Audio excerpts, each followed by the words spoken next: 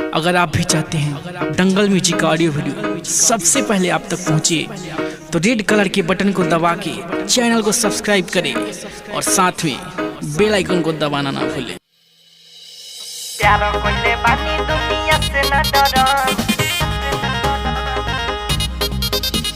गरे जवाला से मेरे करो Music by Gaurav Roshan. गरे जवाला से मेरे करो 16 के उम्र भइला अब नाही मानी नीचा उच्च बात होला त नको न जानी। अच्छा बात होला अरे सखी 16 के उम्र भइला अब नाही मानी नीचा उच्च बात होला त नको न जानी। ने होला गलबा नैना जा गलबा हाथ में हाथ भरम। अच्छा प्यार कोइले बानी दुनिया से न डरम गरे जवाला से मैरिज करम। प्यार कोइले बानी दुनिया से न डरम गरे जवाला से मैरिज करम। प्यारो कोले बानी दुनिया से न डरो गरे जवाला से मेरे करो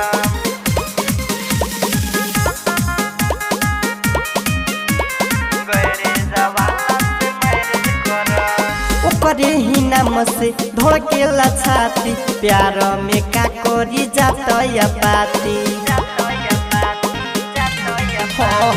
ओकरे ही नाम से धड़केला छाती प्यार में का करी जात या पाती। कोई साथे में जीना पानी हमर सीना सस बन के जिंदगिया में यहाँ भरम।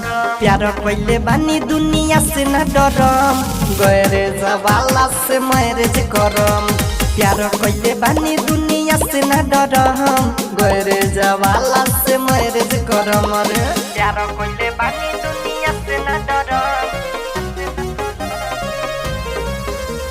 गरे जवाला से मेरे करो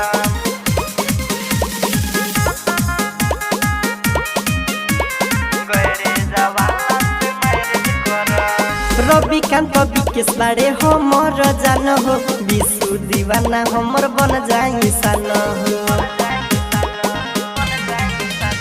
रवि कांत विकेश बारे हमर जान हो विशु दीवाना हमर बन जाई सन हो। जी नाही पाई संगे में जाइब उनकर इज्जत के माथे धरम। अरे प्यार कोइले बानी दुनिया से न डरम गरे जवाला से मैरिज करम। प्यार कोइले बानी दुनिया से न डरम गरे जवाला से मैरिज करम। आना तू करे जीतपुर रिकॉर्डिंग स्टूडियो नेपाल।